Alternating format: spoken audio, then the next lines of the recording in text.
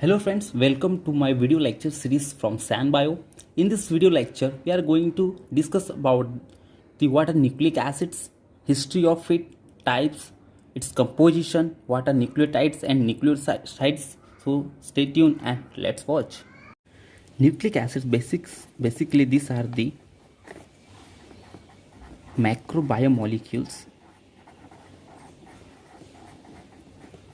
So basically the macrobiomolecules which are basically found in the nuclei of the cell that enables organism to reproduce from one generation to the next generation.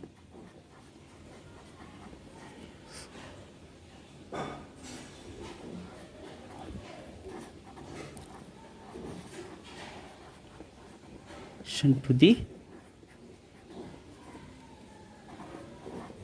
next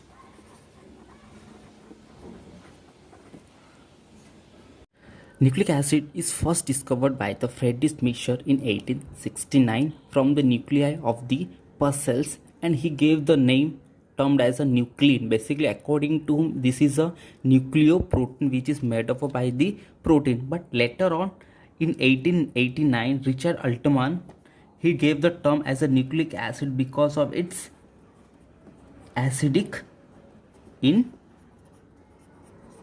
nature. Basically, nucleic acids are of two types. One is the deoxyribonucleic acid, that is DNA, which work as a genetic material of the living organism and that responds to carry the hereditary character. Second is the ribonucleic acid, that is the RNA, which either work as a genetic material for some living organism or it also work as a protein synthesis in some living organism. All we know, depending upon the type of the cell, basically there are two types of the cell. One is a prokaryotic cell, another is the eukaryotic cell. In prokaryotic cell, the structure of DNA is the double stranded circular like this. It's a double stranded circular which is basically structure of DNA in the prokaryotic cell. But in eukaryotic cell, the structure of DNA is double stranded linear. That is like this. This is the double stranded linear DNA which are basically found in the eukaryotic cell. In prokaryotic cell, the double stranded circular DNA replicates by the theta model like this. It's replicated in this way. It's look like a theta, so we call as a theta model. But here in the eukaryotic cell, the double standard DNA is replicated by the Y shape. Basically, there are two types of RNA. One is the genetic RNA, where RNA is work as a genetic material. Another is a non-genetic RNA, where RNA is work as responsible involved in the protein synthesis.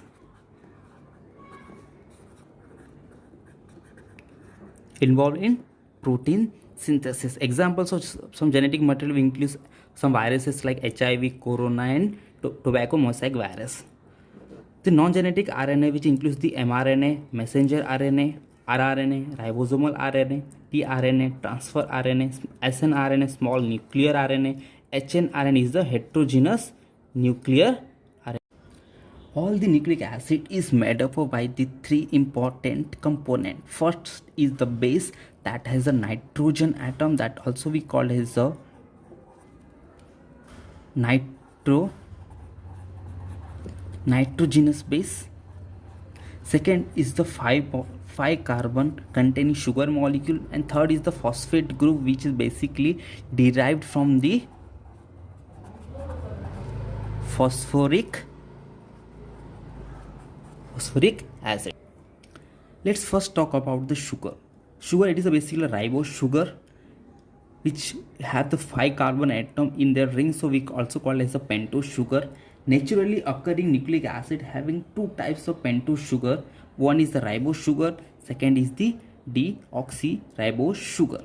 This ribose sugar is basically found in the RNA. This is the 5 carbon containing molecule, in which 4 carbon molecule making this ring, fifth is out of the ring, and the central element is of the ring is made up by the oxygen, and each molecule of the carbon having the hydroxyl group on each. Okay, next is the deoxyribose sugar, which is basically found inside the DNA. This is also a 5 carbon containing molecule, in which 4 carbon is making this ring, fifth is out of the ring, and the central element oxygen is making a ring. The difference between our ribose sugar to deoxyribose sugar is here that it lacking of one oxygen atom at 2' position. The hydroxyl group at this 2' position of ribose sugar is replaced by the hydrogen. Okay, let's next talk about the nitrogenous bases. These nitrogenous bases are the heterocyclic aromatic molecule, which are basically categorized into 2 groups. One is the purine group, second is the pyrimidine group. Purines are the double ring structure which contains one hexagonal, pentagonal, and pyrimidines are the single ring structure which contains one hexagonal ring with the nitrogen. And here is the hexagonal, pentagonal ring with the nitrogen. These purines are further categorized. Further, purines has 2 molecules. One is the adenine, which is denominated by the A, and second is the guanine, that is denominated by the G. The both adenine and guanine both are found in DNA as well as RNA. Both molecules found in DNA and RNA. Pyrimidine is a single ring structure, as I already said. It contains thymine T, cytosine C, uracil U. In this thymine and cytosine, they both found in DNA, and cytosine in uracil is found in the RNA. This purine and pyrimidine they always form a bond with each other, where A, that is adenine, always pair with the either T or U with the 2 hydrogen bond, and cytosine, that is always paired with the guanine or vice versa with the 3 hydrogen atom. This ratio between purine and pyrimidine remains 1:1 in all the molecule, either that is DNA or in RNA.